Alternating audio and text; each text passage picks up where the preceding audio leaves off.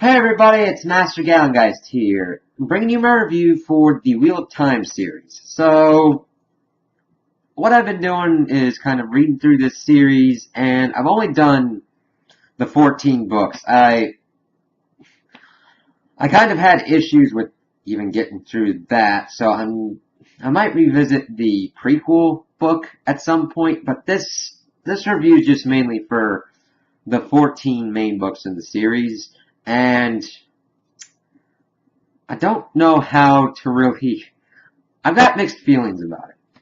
Because I'm usually into fantasy and kind of Lord of the Rings, Harry Potter, C.S. Lewis, Chronicles of Narnia kind of stuff. And I thought I'd take a chance on this. And I did have stuff that I liked more than I didn't like, but towards the end of it, it was just like, it was way too long, in my opinion, because at a certain point you could see that it just starts almost rambling to a point and not knowing exactly where to take characters and how to resolve the plot points and prophecies that are made throughout it. And character development is kind of hindered because of that. And also, I think that certain things that are done with the characters kind of don't work because you have to suspend a lot of disbelief just to even kind of wrap your head around certain things that are going on. And also almost because I think the author didn't want to do certain things with certain characters. Like with Elaine, for instance, just because because of Min showing the viewings of the future and all that, she acted very recklessly in everything that I thought that a regular author would have just had her killed and then use that for more interesting development for other characters as well. It's just got to a point that I'm like, this is the third life or death situation that she has gotten herself into willingly, knowing what she was doing full right and just thinking, oh, I can handle this. And just like that part of her thinking, oh, I can handle anything that's thrown at me, fearing for her life, and then acting pissed off when people call her out on it. Like Brigitte, the hero that got ripped from the world of dreams and that she had to bond to save her life, made more sense, and she barely followed all that stuff and was more ticked off at her for all of the help that she was trying to give. And I'm just like, what the hell? And then also, it almost showed that she wasn't a really good leader because that recklessness put into the fact that also she was essentially trying to build a rival White Tower pretty much with the kinswoman, take over a nation state of Korean and build up her territory and be the only one to use the dragons / cannons once they've been made. It was just like, you're kind of getting ready to put yourself into a position that you want to take over the world, which is pretty much everyone's pretty freaking. Everybody thinks that they're the smartest one and should be the one in charge almost. And it's just like, oh my god. The amount of people not listening in pretty much situations that could have been rectified by people actually talking and communicating and acting like adults is unreal towards the end. Especially with Egwene and her pretty much building up an army to fight Rand when they could have just talked and been like, we're gonna have to break the seals. Why? Because I'm probably gonna have to build another thing to contain the Dark One, and it would be better to kind of break that thing instead of shore it up, because if I shore it up, it's not gonna be as strong. Okay, that's how it should have went. But no, we have to contrive a way to take one character, Moraine, who pretty much was a big pivotal sacrifice, and bring her back to try and make sure everybody comes together. That's literally the only reason, other than being another one to help Rand in the final battle he had with the Dark One. And I'm just like, Why? There's a lot of why questions I start having towards the end. And it happened around book 9 and definitely in book 10. The pacing went to shit. Completely. And especially in book 10. Barely a damn thing happened in that book. It was like Robert Jordan's greatest hits of his flaws in his writing. I.e., no pace. Nothing really developing until like the last couple pages in that Egwene gets captured. And also, just the amount of time spent on certain things and words used for things that you really didn't need. Like, how many times do I have to know the embroidery and color of a dress if it's not going to be used? And especially when people have names that are so similar. Elaine, Egwene, and then never mind, those are just two of the main characters. Then we get the tertiary characters, and you're just like, what the fuck is going on? Who's that person? And then it's like, this person's a dark friend. I don't care at this point. I'm just going to assume everybody's a dark friend until everything's going and what's going on. And then also, granted, I'm a fan of Dragon Ball Z, so what that means is I understand filler and I understand ridiculous powers and everything. So the first couple books, I was like, all right, we got momentum going. He's doing his hero's journey. We're kind of going. And then it just started kind of sputtering, and I'm like, I have no idea where this is going. And that's kind of towards the ends of the books. And that's like, all right, it didn't really kind of rectify itself until Brandon Sanderson kind of took over, and I kind of liked how he kept his pacing better in the last 3 books and what was going on with Jordan's notes and everything. But even then, 12 and 13 were good pacing-wise, in my opinion. 14 had serious issues in that things happened, and then I had already figured out where it was going, but it took so long to resolve it that I was just like, these people are forgetting basic things. And it was just like drawn out. Like the 4 generals that were pretty much put under compulsion by Grendel. I'm like, you have the Aiel wise ones and Egwene, who are not novices in the world of dreams. And not a one of them thought to ward their generals, the ones who are going to be the strategic masterminds of 4 fronts of battle, to ward their dreams against intrusion. Okay, it's convenient for the plot. And then, the last battle. Granted, it is epic, but it is so drawn out and so jumped from one thing to another that it's just like, I kind of stopped caring after a while. It's like, oh, okay, here we go. And I swear certain characters were just thrown into the situations just to either lengthen it or just so that they would have a dramatic death. Like Gawain. I'm like, of course he wouldn't make it because he used those rings, and also Demandrian was a better swordsman. It's like, okay. But then throwing Galad in there, and it's like, oh, okay, so he survived, but he still got his ass whooped, so that way we would have Land come in and whoop his ass. I'm just like, you did 3 battles against this dude. Now granted, that's supposed to show how fearsome of an opponent he is, but it was just like, why does this keep happening?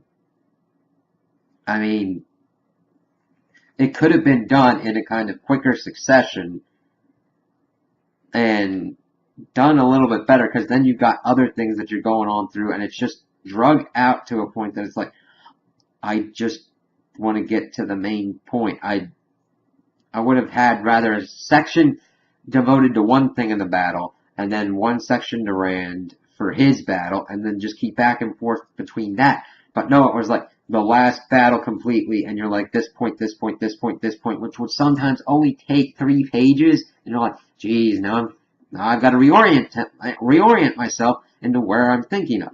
And that got crazy to even keep track of when you're trying to figure out where you're at on the battlefield, where the forces are. Left and right got completely thrown out the window, and it's just like, okay, I kind of understand, but okay. And the last battle between Rand and the Dark One was kind of weird, in that I thought it ended in the place that I knew it was going to end, because it wouldn't end where the Dark One would be destroyed, or Rand would be destroyed, because the whole theme of this is balance. Light, dark, order, chaos. And I think it was done to get to the true point, where after it's like, this would be the world if I completely plunged it into darkness. This would be, your world if you defeat me. And this would be your world if you plunged it completely into light. This would be the world if I didn't rule it tyrannically. And it's like, okay, I kind of understand where you're going, showing us why we need the balance, but I just thought it could have been done better execution-wise. And then when they do form up the patch and everything, I thought that was well done. You needed the one power, the true power, and kind of seal the hole like that. And then Rand dying, but not. I'm not usually one to want characters to die, because that's kind of like the final end to them. There's no growing or whatnot. But, I mean, I don't understand the point of Rand living this way, and that he was transferred into Mordine Aishamel's body, and then unless it's pretty much to show that the creator, the pattern, is giving him a reward for what he's done. Then I can understand it. But the thing is, they've almost upped him to God level status, because he's going off. He doesn't have the ability to channel the one power, the true power anymore, but instead he just thinks that his pipe is a light and it lights. So he's essentially got control over reality.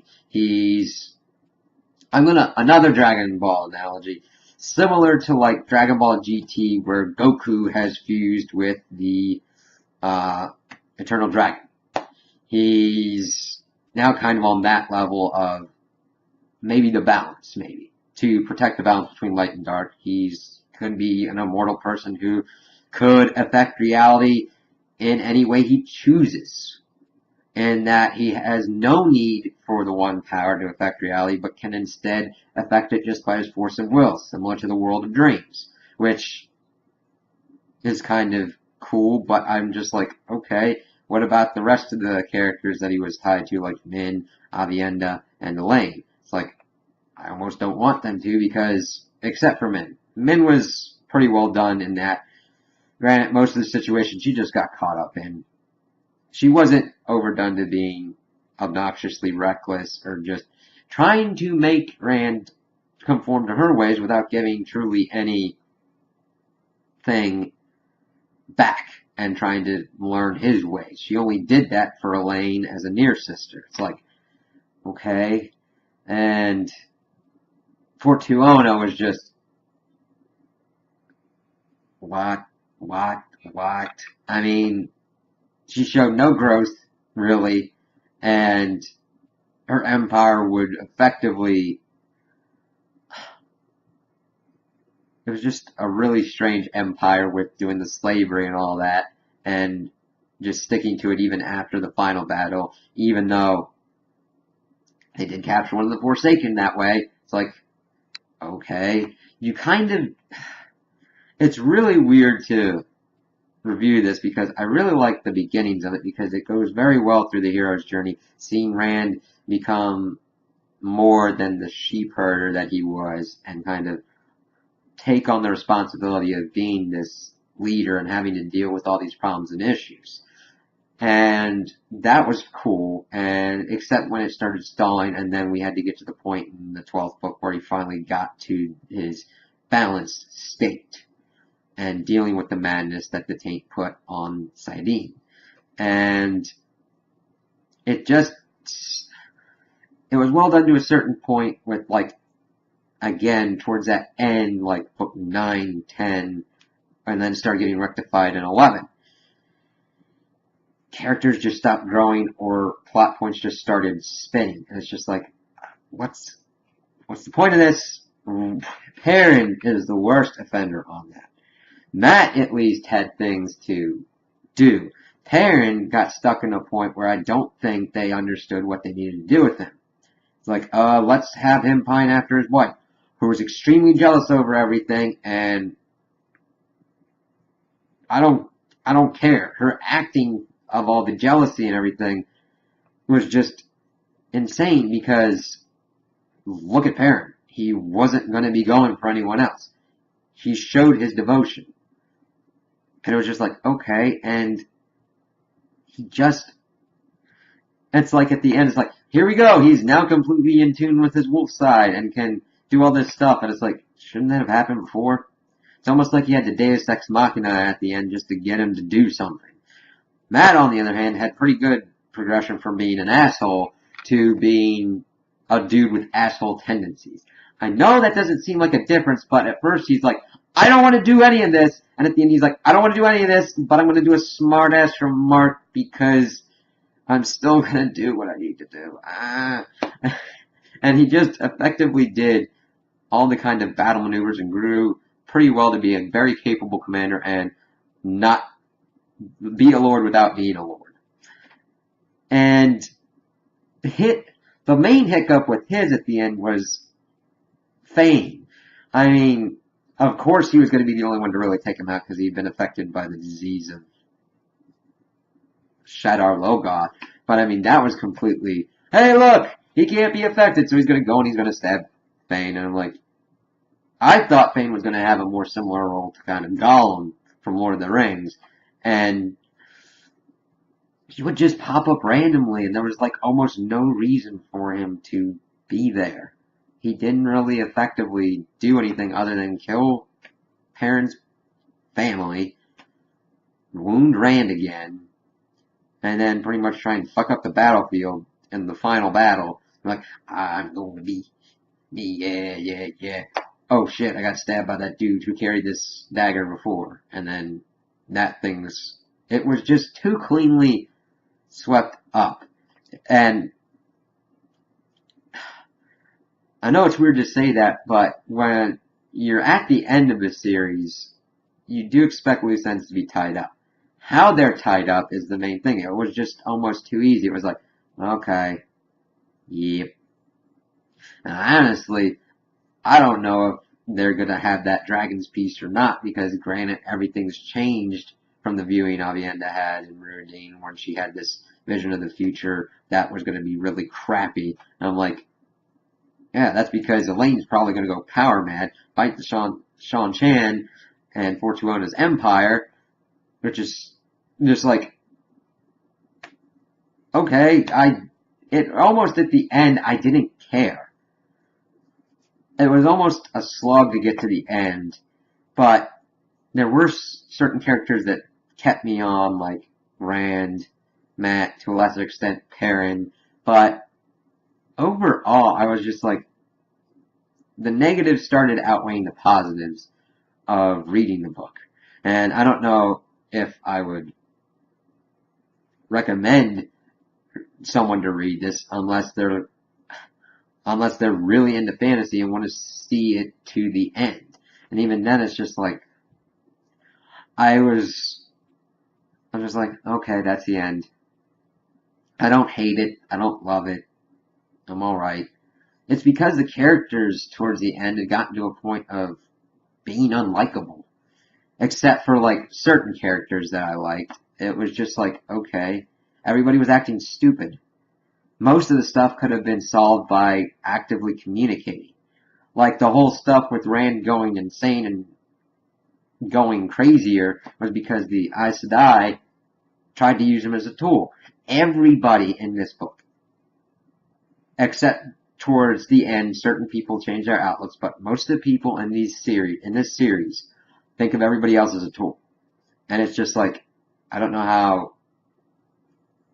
I understand now why you have all the problems. Just talk and not act and make people appear as a person to you, not a tool for you to get your own ends. Even Egwene got to that point, and it was just like, why? Egwene, Elaine, it's like, what's going on? And people are like surprised, like, they should come to us, the Aes Sedai, and it's like, you act like a dick towards everybody. Doesn't matter. And then the men versus women thing, it's like, there's something off with how the women are written. I would almost say that they're written more like men. And some of that gets rectified when Brandon Sanderson kind of takes over at the end. I feel a better movement of the women in their flow and everything with him kind of guiding it. But it's like everybody's acting the same. It's like, women, we know more than men. Men, we know more than women. So you're at a stalemate where neither of you can be able to effectively make a decision and will fuck it up for everybody. Okay. And it was just like, it just took over a good portion of certain women. Not all of them. Some of them I felt better through, like, Mistress Anan. She was pretty well done. Varen Sedai was an interesting character who I thought was pretty well executed and well done. I didn't really like Kitsune because she, of course, to me symbolized the kind of worst traits of the Aes Sedai, and I was just like, okay, what do you expect? You're still trying to control people. And it's just like, and she could have been almost. And 90, you got a better, I never really, her problems I had mainly was not with how she was written, but more of character things. And I can overlook that to a certain extent. It's like, when we come, Aes Sedai, so that way I can get back at Moraine for doing all this to all of us. And yeah, that sounds stupid, but it's what someone who is trying to be a protector would do for their family. And I'm like, okay, and she just really got pretty cool at the end. And I really liked her development alongside Lan as well. And it's just really weird. Every time almost I would go for, well, mainly the big women characters. It was just like, okay, what's going on? This, I don't know if she would act this way. Granted, different world and different customs and all that, but it's just like, I don't know if she would act this way. And then, oh god, we get into the description factors. Pretty much in the similar vein of like the dresses and everything. And the superfluous stuff. Descriptors for things. In the case with Fortuona, I didn't know that she was supposed to be black until like one of the later books where it was like her skin was like dark porcelain. I'm like, okay. It was just the way certain adjectives and descriptors were used just really kind of confused me. I'm like, okay, you call them dark-skinned. What kind of variable do I have for that? Dark skin compared to light skin? Are they coppery tone, which he uses ad nauseum on certain things? Are they olive skinned? Are they dark, like black? You know what I mean? It's like, I need to know more than, for darker skin, I got a wide range to figure out what that means. And plump. That adjective we use so much, I didn't know what it meant to a certain extent. I'm like, what does plump mean for this woman? Is she fat? Is she curvaceous? What is she? Because other than that, I'm like, okay, are all these women fat? I don't think so. Because sometimes you use the word stout, and I'm thinking, okay, that's a short, fat person. And I'm like, it messes with my mind to a certain extent because I'm like, what is this person?